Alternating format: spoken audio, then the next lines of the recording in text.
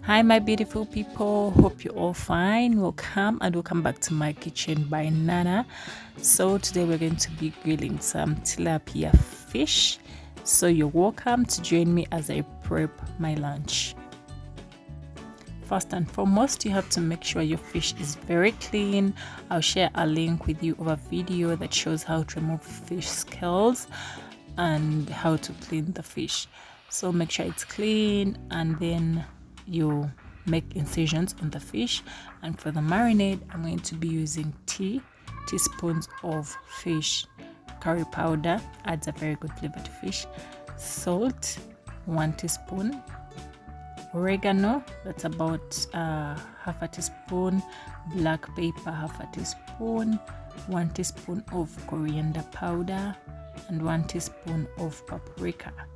So I'm also going to be adding oil to these dry ingredients because I want to make a paste out of it. It's what we are going to use to smear on our fish. So just mix everything together so that we make our paste. If you want your fish flavorful, you have to use all the ingredients that I have shared with you in this video, and make sure every single part of the fish gets these ingredients because it's going to make it very flavorful after grilling it.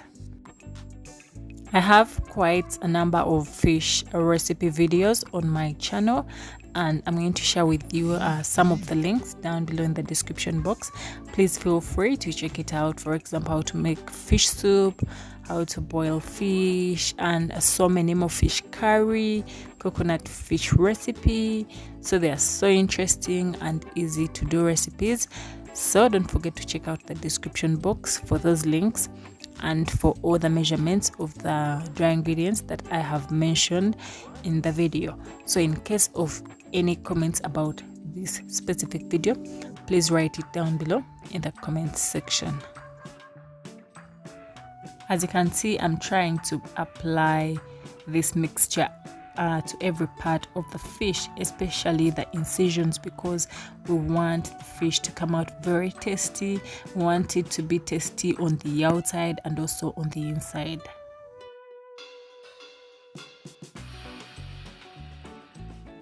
I'm going to enjoy the fish together with some potatoes. As you can see, I'm sprinkling some salt over the potatoes, and I'm also pouring a mixture of melted butter and fresh rosemary leaves over the potatoes. The rosemary gives them a very fresh taste. So these are ready for baking, and I'm going to be baking at 200 degrees Celsius for 50 minutes. I want it a little bit dry. As you can see, it came out dry.